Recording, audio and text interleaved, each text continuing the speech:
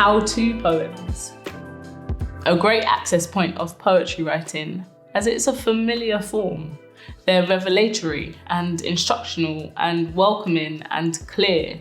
There is a fixed anchor point of the title.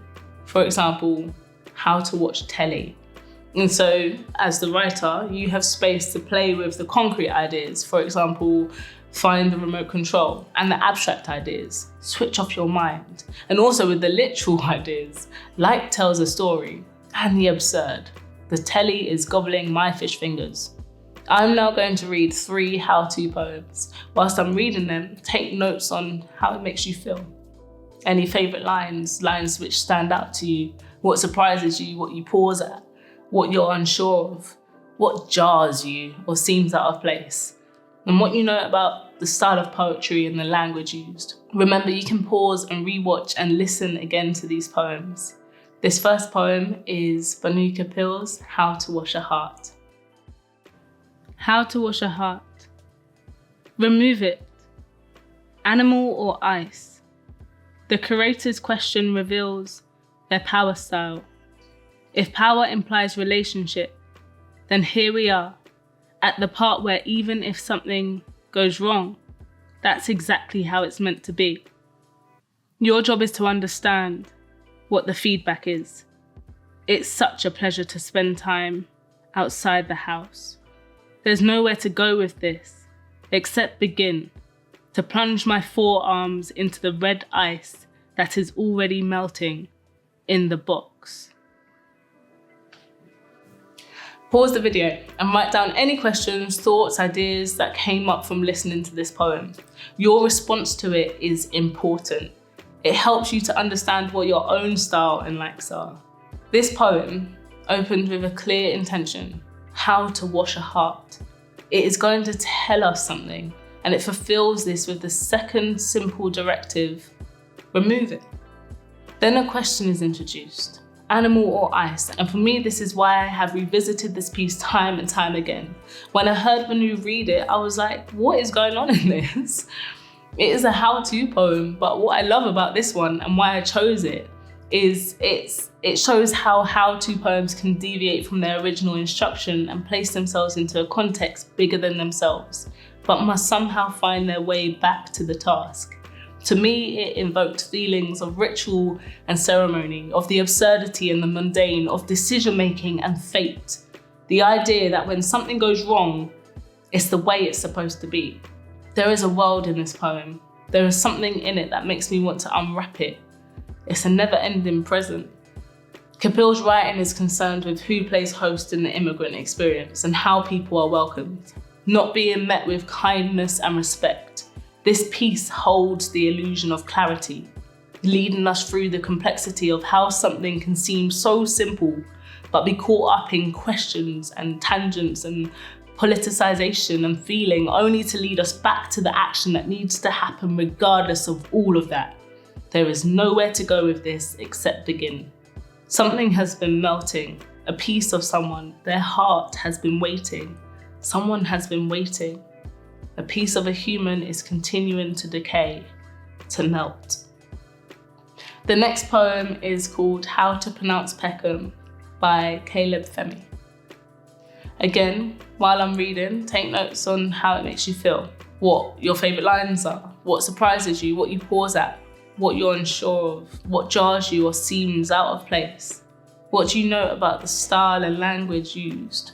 And remember, you can pause and rewatch and listen again to these poems. So scribble down what you think, what you notice, what you enjoy, what you're tempted to Google.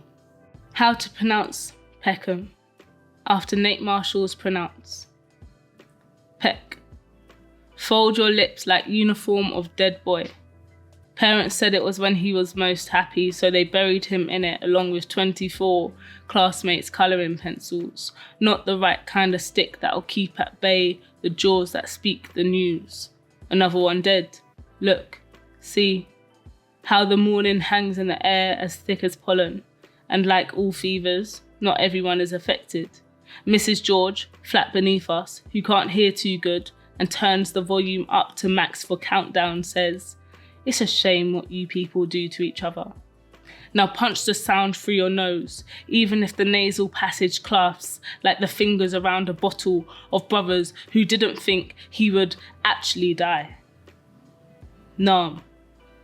This time the tongue leans on the roof of the mouth, like winter on the shoulder of these blocks trying to catch its breath. The right place to find a really bad day. We watched a Vietnam War film and saw a regular Tuesday. Just more confetti, and though their trenches weren't suspended corridors like ours, the gist was the same. Peckham, Pecknam. This is a poem inspired by other work, and I feel that it's an unabashed exclamation of environment through poetry. This poem is another great example of a how-to poem, but for very different reasons from Kapil's piece. This one takes a word, a concrete noun, and breaks it apart, dissects the vernacular of the place through experiential references. It's an ode to Damilola Taylor, a 10-year-old who was killed by 2 boys in the estate the poet grew up in. It forces the reader to slow down and place themselves in this environment through the physical act of reading the poem itself. To read this poem is to learn about this word, this world. The form was borrowed from another poem. This is a great way of generating poetry and ideas. And another reason why reading poetry, and anything really, is useful to become inspired. We borrow from the world around us. I will now read Nate Marshall's Pronounce. Again, scribble down all thoughts, questions, and feelings. Pronounce by Nate Marshall. Wild Hundreds. Starts with a tire's squill at getaway, broken whistle of the coffee kettle because work is waiting, while. Next part is a clan, a wild bunch on the outskirts of civil, the name she calls you when she loves you casually, hun. The end, a beginning, what we say when we name ourselves, a dropped letter to save time, it's. Wild hundreds. While hundreds, while hundreds, while hundreds. This poem forces the pronunciation of the place. It places the vernacular, the dialect into our mouths. It is small and digestible. It is a montage of the place and it repeats itself over and over. It's a clear demonstration of how the sounds of words can be used to convey a feeling and understanding of a place. So now you have a task, a free writing task. Free writing is the act of writing without stopping, without overthinking, letting your thoughts lead your pen. This is strange because you may think that you need to form a clear idea of what you're going to write before you write it. But free writing knows that it will find those ideas if you just keep writing whatever comes into your head. Even if that's, I don't know. Write as fast as you think. At this stage, don't worry about punctuation or grammar or spelling. Just make sure that you can read what you write. Before you begin, think of a title for your own how-to free write.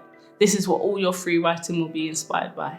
It can be how to pronounce, or how to wash, or how to be a human, or how to wake up. Whatever you feel connected to, dig into it and write it in whatever way you want. Get loads and loads of ideas down. It doesn't have to be chronological, it doesn't have to be complete sentences. Just get all your thoughts down. Write as simply and as absurd as you can. No worries if it doesn't make complete sense right away. That's what editing is for. And if you dry up or freeze and can't think of anything more to write about, but there's still time, switch up who you're instructing. Think of different people and things you can instruct, like your teacher or your cat or your pot plant, your nan, a famous person. This will change the tone of your piece and may lead to surprising discoveries. A how to be a human poem directed to my mum is going to be different to a how to be a human poem directed to my cat. This free write is going to form the base of all the other poems that you'll write in this video series. So get down as many ideas as possible. It's important to remember that even the best, most notable writers have heaps and heaps of writing that will never be seen. This is the writing that forms the base, the foundation of the best ideas. So set a timer for 10 minutes right now, get your title ready and get writing.